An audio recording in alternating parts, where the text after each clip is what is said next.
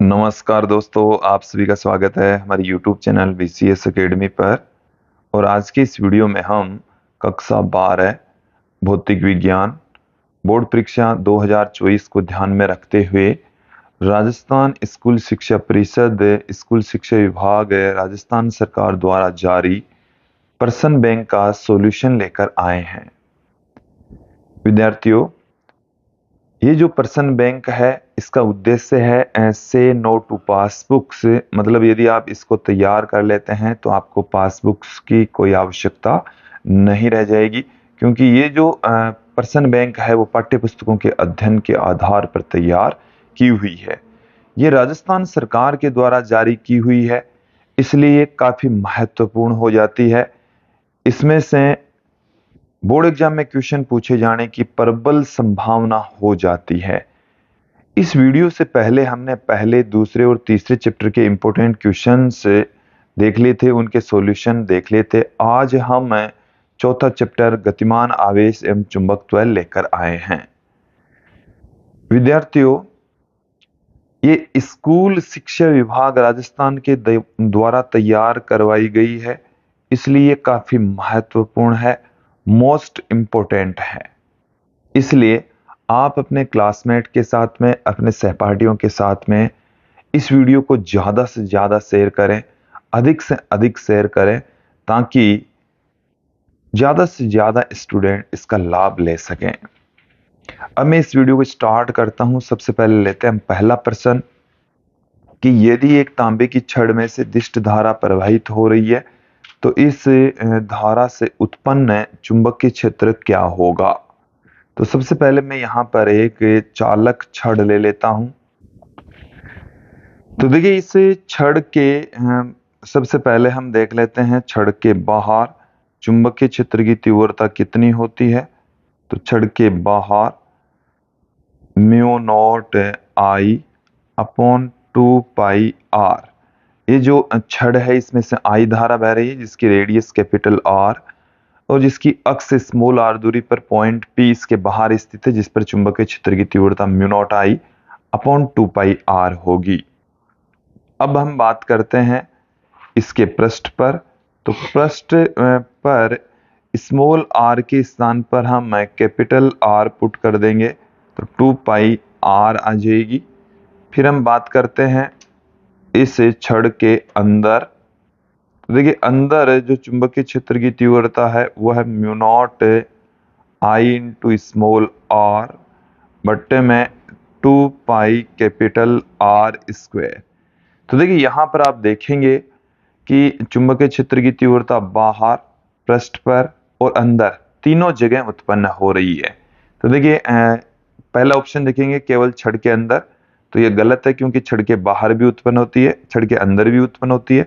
तो छड़ के अंदर व बाहर, ये वाला ऑप्शन यहां पर सही होने वाला है। तो ऑप्शन सी यहां सही होगा। नेक्स्ट क्वेश्चन की ओर बढ़ते हैं कि परिनालिका के अंदर क्षेत्र की तीव्रता है।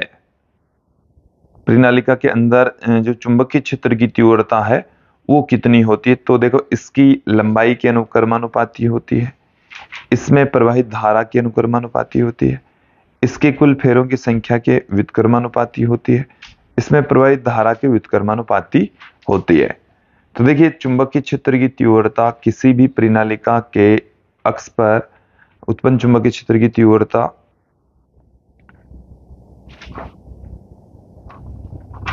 परिनालिका की अक्ष पर चुंबकीय क्षेत्र की तीव्रता तो वो होती है B बराबर म्यू नॉट एन आई। ये हमारे पास में चुंबकीय क्षेत्र की तीव्रता होती है। और विद्यार्थियों, इसके आधार पर हम बता सकते हैं कि जो चुंबकीय क्षेत्र की तीव्रता है वो इसमें से बहने वाली धारा के समानुपाती होती है। तो ऑप्शन बी यहां पर सही हो जाएगा। अगले क्वेश्चन की ओर बढ़ते हैं। 20 फेरे प्रति सेमी की लंबी परिनालिका बनाई जाती है। तो परिनालिका के भीतर 20 मिली टेस्ला का चुंबकीय क्षेत्र उत्पन्न करने के लिए आवश्यक धारा होगी, लगभग कितनी होगी, यह हमें यहां पर पूछा है। तो देखिए यहां पर प्रति एकांक लंबाई में फेरों की संख्या स्मॉल n का जो मान है ये हमें दे रखा है 20 फेरे प्रति सेंटीमीटर, प्रति सेंटीमीटर। हम इसको मीटर में कन्वर्ट कर लेते हैं, तो इसको 100 से ऊपर नीचे मल्टीप्लाई कर देंगे, तो यह आ गया 2000 फेरे प्रति मीटर। तो ये स्मॉल n का मान फेरे पर मीटर में हमने कन्वर्ट कर लिया है।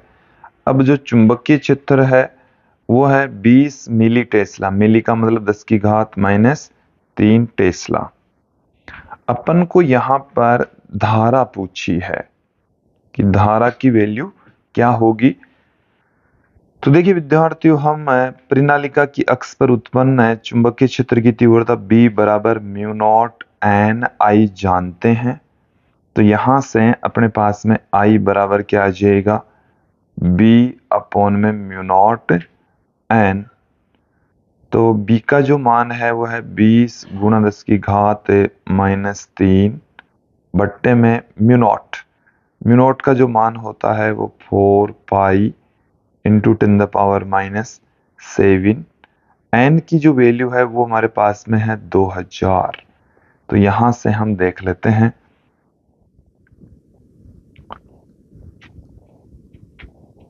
हमारे पास में देखिए क्या निकल कर आ रहा है।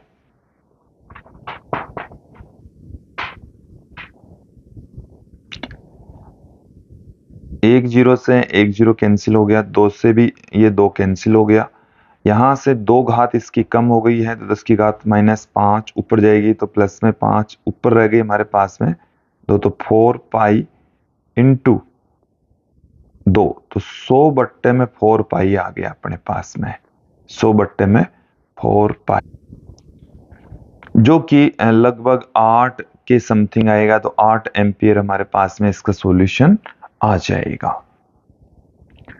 नेक्स्ट क्वेश्चन की ओर बढ़ते हैं। विद्युत प्रवाह का चुंबकीय प्रभाव खोजा था। विद्युत प्रवाह से चुंबकीय क्षेत्र उत्पन्न होता, ये ओरस्टेड के द्वारा खोजा गया था। तो इसमें ऑप्शन बी सही हो जाएगा। नेक्स्ट क्वेश्चन की ओर बढ़ते हैं। सीधे धारावाही चालक के समीप चुंबकीय बल रेखाओं की दिशा होगी। देखिए चालक के लंबवत तल में वृत्ताकार होगी। यदि आपके पास में कोई चालक है इस तरीके से, चलिए मैं यहाँ पर दोबारा चालक का निर्माण कर रहा हूँ। ये हमारे पास में चालक इस तरीके से हैं, ओके। तो अब इसमें जो चुंबकीय क्षेत्र रेखाएं होती है वो इसके तल के लंबवत इस तरीके से होने वाली है, ठीक है। ये हमारे पास में इसकी त्रिज्या स्मॉल r, ये चुंबकीय क्षेत्र की डायरेक्शन होगी, ओके। इसमें से धारा ऐसे बह रही है, तो चालक के तल के लंबवत होगी और वृत्ताकार होगी। क्लियर। नेक्स्ट क्वेश्चन देखें कि लंबे सीधे धारावाही तार के कारण किसी बिंदु पर चुंबकीय क्षेत्र तार से दूरी के अनुक्रमानुपाती होता है। ये अंदर होता है, बाहर नहीं होता। तो तार से दूरी के व्युत्क्रमानुपाती होता है, तार से दूरी के वर्ग के व्युत्क्रमानुपाती होता है, दूरी पर निर्भर नहीं करता। तो एक लंबे सीधे धारावाही चालक तार के कारण किसी बिंदु पर, तो यदि हम बाहर की बात करें, ये हम पहले भी देख चुके हैं ये वाले फॉर्मूले, कि चालक के बाहर तो लंबा तार है, पतला तार है, तो जो चुंबकीय क्षेत्र की तीव्रता होती है वो ये होती है। तो चुंबकीय क्षेत्र की तीव्रता है वो दूरी के व्युत्क्रमानुपाती होगी, ओके। तो यहां से दूरी के व्युत्क्रमानुपाती ऑप्शन बी सही हो जाएगा। नेक्स्ट क्वेश्चन की ओर बढ़ते हैं कि किसी चालक में धारा प्रवाहित करने पर इसके चारों ओर चुंबकीय क्षेत्र उत्पन्न हो जाता है। यह नियम है। तो यहां पर आप ध्यान दें, लेंज का नियम, एम्पियर का नियम, ओम का नियम और मैक्सवेल का नियम। तो देखिए यहां पर हमारे पास में जो लेंज का नियम है, ओम का नियम है, ये मैक्सवेल का नियम है, ये चुंबकत्व से रिलेटेड नहीं है। तो एम्पियर का जो नियम है वो चुंबकत्व से रिलेटेड है, और जब ये बायो सावर्ट के नियम की भांति है, और बायो सावर्ट का नियम हमें ये बताता है कि जब किसी चालक से धारा प्रवाहित होती है तो उसकी वजह से चुंबकीय क्षेत्र उत्पन्न होता है। तो यहाँ पर आ जाएगा विद्यार्थियों एम्पियर का नियम, एम्पियर का नियम। और देखिए ये जो बात है कि किसी चालक में धारा प्रवाहित करने पर उसके चारों ओर चुंबकीय क्षेत्र उत्पन्न हो जाता है, ये ओरस्टेड ने बताई थी। बात तो बताई थी ओरस्टेड ने, लेकिन इससे संबंधित जो नियम है कि भाई चुंबकीय क्षेत्र उत्पन्न होता है, उसकी वैल्यू कितनी होती है, ये एक तो बायो सावर्ट के द्वारा दी गई थी, और इसके अलावा बायो सावर्ट का जो नियम है उससे बताया गया था, और एम्पियर के द्वारा भी दिया गया था। तो बायो सावर्ट का नियम और एम्पियर का नियम ये चुंबकीय क्षेत्र के बारे में बताते हैं। नेक्स्ट क्वेश्चन की ओर बढ़ते हैं कि एक चालक में प्रवाहित स्थिर धारा के कारण उत्पन्न चुंबकीय बल रेखाओं की दिशा किस नियम से दी जाएगी।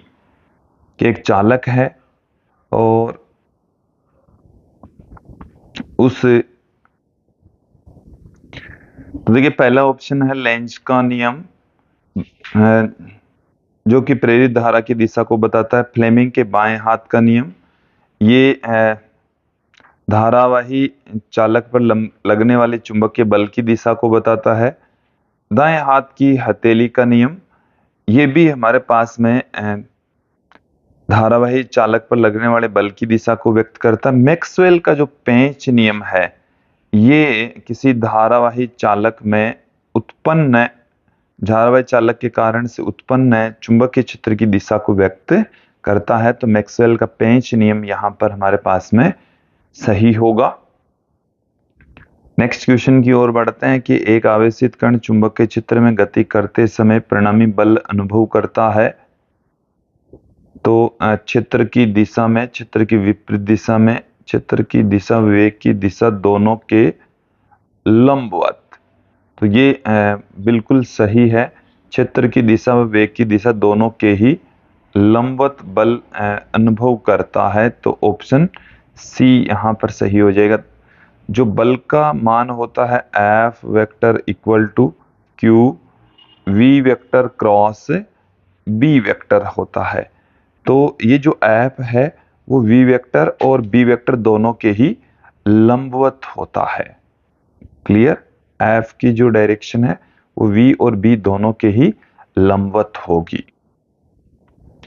फिर देखें, चुंबकीय क्षेत्र गतिशील आवेश से उत्पन्न हो सकता है। इसको दोबारा क्लियर करें। वैसे ये जो क्वेश्चन है वो यही होना चाहिए था, गतिशील आवेश से उत्पन्न हो सकता है। तो देखिए विद्यार्थियों, गतिशील आवेश से विद्युत क्षेत्र और चुंबकीय क्षेत्र दोनों उत्पन्न हो सकते हैं। ये वाला जो चुंबकीय क्षेत्र है यहाँ पर गलत छपा हुआ है। तो विद्युत क्षेत्र और चुंबकीय क्षेत्र दोनों उत्पन्न हो सकते हैं। ये हमने पहले भी क्लियर कर लिया है कि जो स्थिर आवेश होता है उससे केवल विद्युत क्षेत्र उत्पन्न होता है, और एक समान वेग से गतिमान आवेश से विद्युत क्षेत्र, एक समान वेग से गतिशील आवेश से विद्युत क्षेत्र और चुंबकीय क्षेत्र दोनों उत्पन्न होंगे, और त्वरित गति करने वाले आवेश से विद्युत क्षेत्र, चुंबकीय क्षेत्र व इलेक्ट्रोमैग्नेटिक वेव्स भी उत्पन्न होती है। क्लियर। नेक्स्ट क्वेश्चन देखें कि चुंबकीय क्षेत्र उत्पन्न होता है। चुंबकीय क्षेत्र किसकी वजह से उत्पन्न होता है? स्थिर आवेश के कारण नहीं उत्पन्न होता, गतिशील आवेश के कारण उत्पन्न होता है, स्थिर बिंदुवत आवेश के कारण नहीं उत्पन्न होता। तो ऑप्शन बी यहां पर सही हो जाएगा, गतिशील आवेश के कारण से चुंबकीय क्षेत्र उत्पन्न होता है। यदि किसी आवेशित कण का आरंभिक वेग चुंबकीय क्षेत्र की दिशा के लंबवत है तो उसका पथ वर्ताकार हो जाएगा। ऑप्शन सी यहाँ पर सही होगा, क्योंकि एक उस पर बल काम करता है, F vector equal to Q V vector cross B vector, जिसके कारण से जो पथ है वो वर्ताकार हो जाएगा, पथ वर्ताकार हो जाएगा। अब हम कुछ फिल इन द ब्लैंक्स वाले क्वेश्चंस यहाँ पर हम देख लेते हैं। पहला क्वेश्चन देखिए, किसी धारावाही चालक को दाहिने हाथ से इस प्रकार पकड़ा गया है कि अंगूठा धारा की दिशा में हो तो मुड़ी हुई अंगुलियां चुंबकीय क्षेत्र की दिशा को व्यक्त करेगी। तो यहां पर आएगा चुंबकीय क्षेत्र। तो 13वां जो प्रश्न है उसके रिक्त स्थान में आएगा चुंबकीय क्षेत्र। चुंबकीय क्षेत्र। 14वां प्रश्न देखें, यदि किसी दक्षिणावर्ती पेंच को धारावाही चालक के अनुदिश रखा हुआ मानकर उसे इस प्रकार घुमाएं कि पेंच चालक में बहने वाली धारा की दिशा में गति करें, तब अंगूठा इस प्रकार घुमाएं कि पेंच चालक में बहने वाली धारा की दिशा में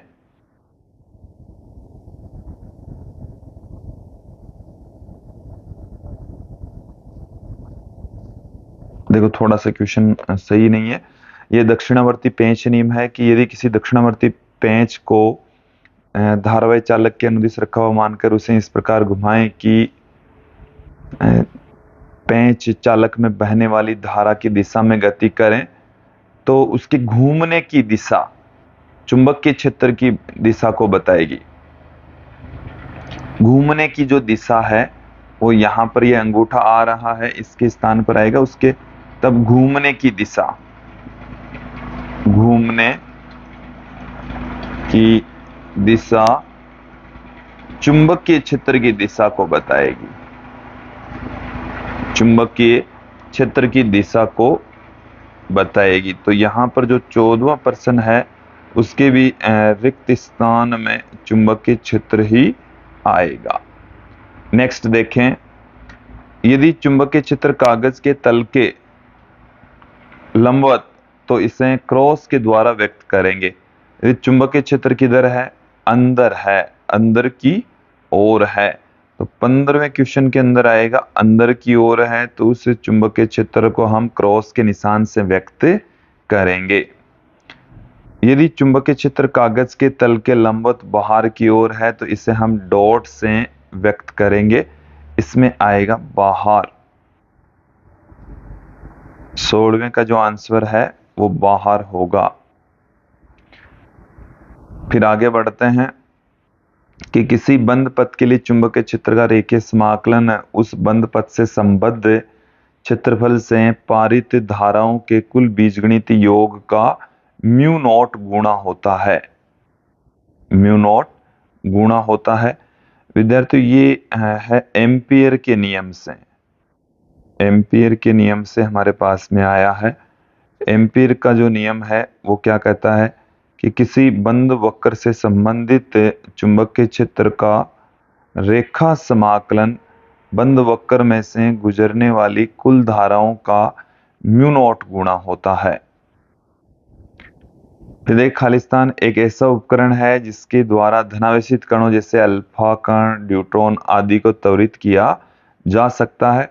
तो ऐसा जो उपकरण है उसको हम साइक्लोट्रॉन कहते हैं, साइक्लोट्रॉन कहा जाता है। तो विद्यार्थियों 18वें क्वेश्चन के अंदर आएगा साइक्लोट्रॉन। ये टॉपिक वैसे तो सिलेबस से हट चुका है, लेकिन ये जो लाइन है वो अपनी पाठ्य पुस्तक में अब भी मौजूद है।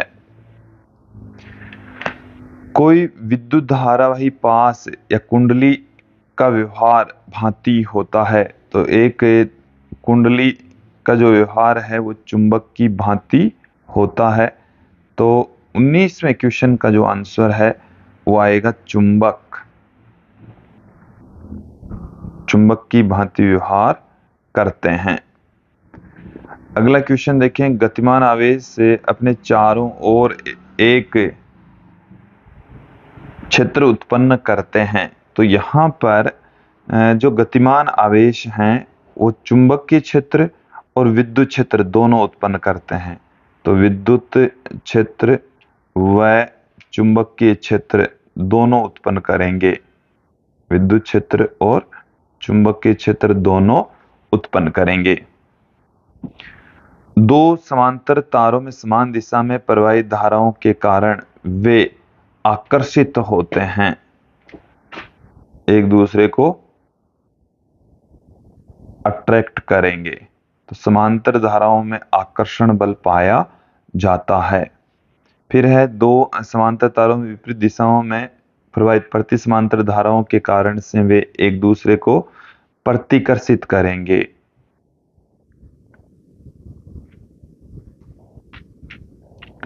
एक दूसरे को प्रतिकर्षित करते हैं।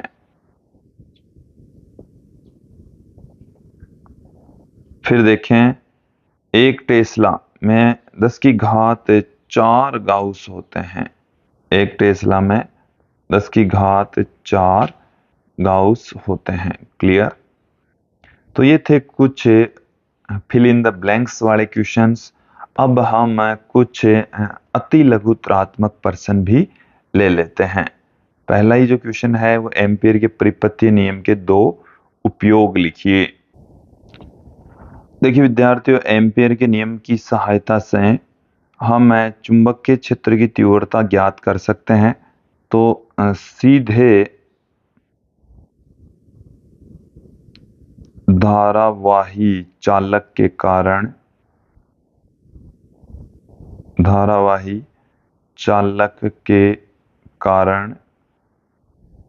चुंबकीय क्षेत्र की तीव्रता फाइंड आउट कर सकते हैं। इसके अलावा हम परिनालिका ले सकते हैं या हम टोरॉइड भी ले सकते हैं। तो परिनालिका या टोरॉइड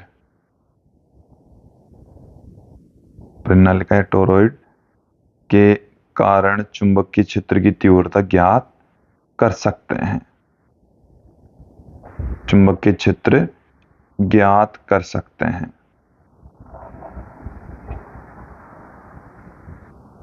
क्लियर?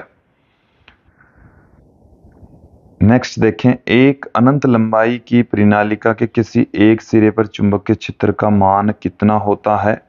तो परिनालिका के अक्ष पर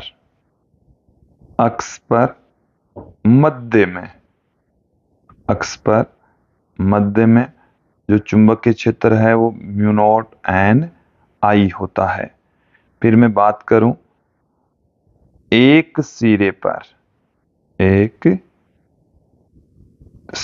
पर तो जो चुंबकीय क्षेत्र की तीव्रता है वो आधी हो जाएगी, μ0 n I। परिनालिका के बाहर जो चुंबकीय क्षेत्र है वो लगभग 0 होता है। तो हमारे को यहाँ पर इसमें जो क्वेश्चन पूछा गया है कि एक सिरे पर कितना उत्पन्न होता है, तो वो है ½ μ0 n I। ओके। दो समांतर धारावाही चालकों के मध्य बल की प्रकृति लिखिए। तो दो समांतर धारावाही चालकों के मध्य बल की प्रकृति देखिए विद्यार्थियों, यहाँ पर हमने 2 चालक लिए हैं। एक चालक में से I1, दूसरे चालक में से I2 धारा प्रवाहित हो रही। दोनों के बीच की डिस्टेंस स्मॉल d है। दोनों एक दूसरे के समांतर हैं। तो दोनों समांतर चालकों के मध्य एक ही दिशा में जब धारा प्रवाहित होती है तो इनके मध्य आकर्षण बल काम करता है। ठीक उसी प्रकार से हमारे पास में ये एक दूसरा चालक है और इस दूसरी स्थिति के अंदर धाराएं एक दूसरे की विपरीत दिशा में प्रवाहित हो रही है। और विपरीत दिशाओं में जब धारा प्रवाहित होती है तो इनके मध्य प्रतिकर्षण बल काम करता है। क्लियर? नेक्स्ट क्वेश्चन की ओर बढ़ते हैं। चल कुंडली धारा मापी के प्रकार लिखिए। तो विद्यार्थियों, चल कुंडली धारा मापी है ये दो प्रकार की होती है। क्लियर। पहला जो प्रकार है वो है निलंबित। निलंबित का मतलब हो गया निलंबित लटकी हुई, तो निलंबित कुंडली, निलंबित कुंडली धारा मापी, निलंबित कुंडली धारा मापी।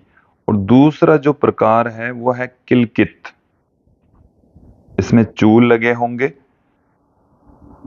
तो किलकित कुंडली धारा मापी दो प्रकार होते हैं, चल कुंडली धारा मापी और किलकित कुंडली धारा मापी।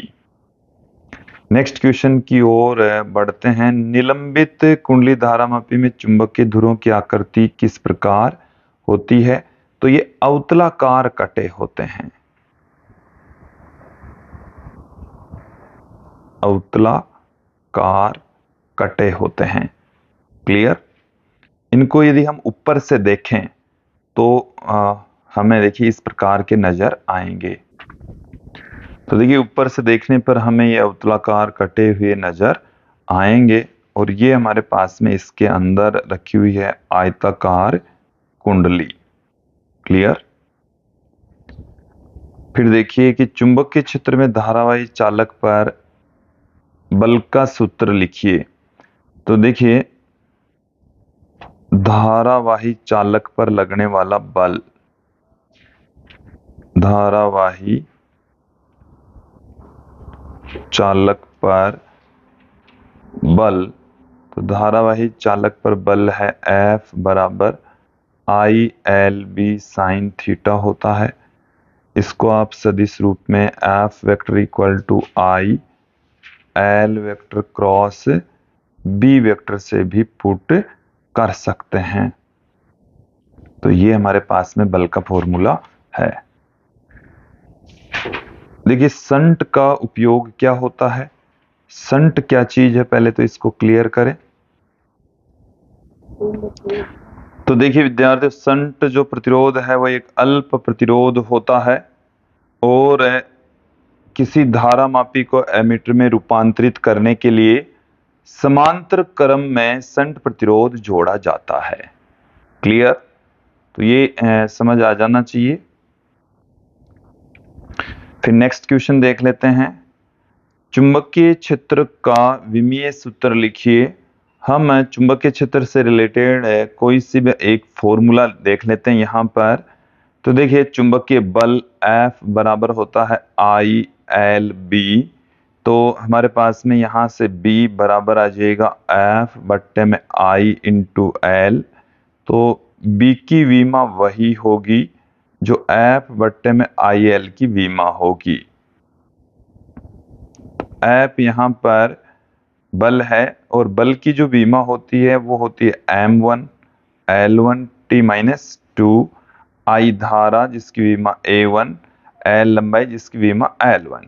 तो B की जो फाइनल विमा हमारे पास में निकल कर आ रही है, देखिए क्या है, M की घात 1, L की घात 0, T की घात -2, A की घात -1। तो ये आ गई है हमारे पास में चुंबकीय क्षेत्र की विमा। क्लियर। फिर देखिए गैल्वेनोमीटर को एमीटर में रूपांतरित करने के लिए क्या करना होता है? तो देखिए किसी धारा मापी को एमीटर में रूपांतरित करने के लिए इसके समांतर क्रम में अल्प प्रतिरोध, जिसे हम संट प्रतिरोध भी कहते हैं, को जोड़ा जाता है। क्लियर। नेक्स्ट क्वेश्चन देखिए। एक आदर्श एमीटर का प्रतिरोध कितना होना चाहिए? तो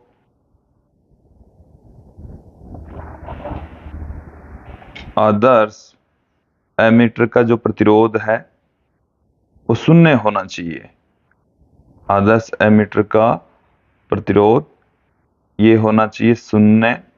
और यदि यहां पर इसके स्थान पर आ जाता वोल्ट मीटर, तो आदर्श वोल्ट मीटर का जो प्रतिरोध है वो अनंत होता है। आदर्श वोल्ट मीटर का जो प्रतिरोध है वो हमारे पास में अनंत होगा। क्लियर। नेक्स्ट क्वेश्चन की ओर बढ़ते हैं। यदि शंट के प्रतिरोध को नगण्य माने तो एमीटर का प्रभावी प्रतिरोध कितना होगा? तो एमीटर का प्रभावी प्रतिरोध धारामापी के प्रतिरोध के बराबर ही होगा। यदि इसको हम नगण्य मान लें तो इसका जो प्रभावी प्रतिरोध है वो 0 हो जाएगा। क्लियर। फिर देखिए, गैल्वेमीटर को वोल्टमीटर में रूपांतरित करने के लिए क्या करना होता है? तो धारामापी को वोल्टमीटर में कन्वर्ट करने के लिए इसके श्रेणी क्रम में उच्च प्रतिरोध जोड़ा जाता है। देखिए, धारामापी को वोल्टमीटर में रूपांतरित करने के लिए इसके श्रेणी क्रम में उच्च प्रतिरोध जोड़ा जाता है। नेक्स्ट क्वेश्चन देखिए, आदर्श वोल्टमीटर का प्रतिरोध कितना होना चाहिए? तो आदर्श वोल्टमीटर का प्रतिरोध अनंत होना चाहिए। क्लियर।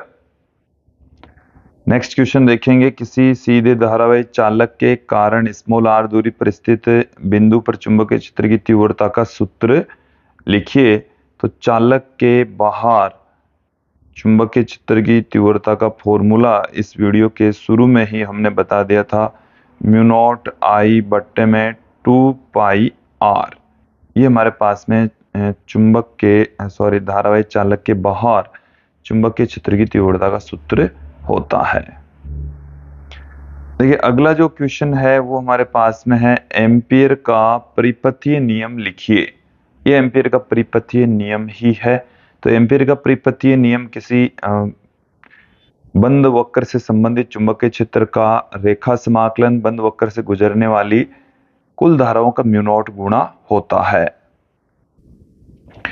देखिए क्या है, एक बार फिर से देखेंगे कि निर्वात या वायु में किसी बंद पथ से संबंधित चुंबकीय क्षेत्र का रेखा समाकलन बंद वक्र से गुजरने वाली धाराओं के बीजगणित योग का म्यू0 गुणा होता है। क्लियर।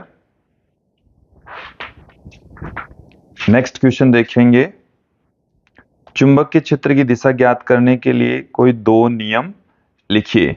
तो देखिए, धारावाही चालक के कारण से उत्पन्न चुंबकीय क्षेत्र की दिशा ज्ञात करने के लिए हम यहाँ पर जो पहला जो नियम है हमारे पास में वो है दाहिने हाथ के अंगूठे का नियम। देख लेते हैं। तो देखिए, सबसे पहले दाहिने हाथ के अंगूठे का नियम कि हम दाहिने हाथ से एक धारावाही चालक को इस प्रकार से पकड़ेंगे कि अंगूठा धारा की दिशा में रहे, तो ये जो मुड़ी हुई अंगुलियां है वो चुंबकीय क्षेत्र की दिशा को व्यक्त करेगी। तो देखिए, इस नियम के अनुसार यदि किसी धारावाही चालक को दाहिने हाथ से इस प्रकार से पकड़ें कि अंगूठा धारा की दिशा में रहे, तो जो मुड़ी हुई अंगुलियां है वो चुंबकीय क्षेत्र की दिशा को व्यक्त करेगी।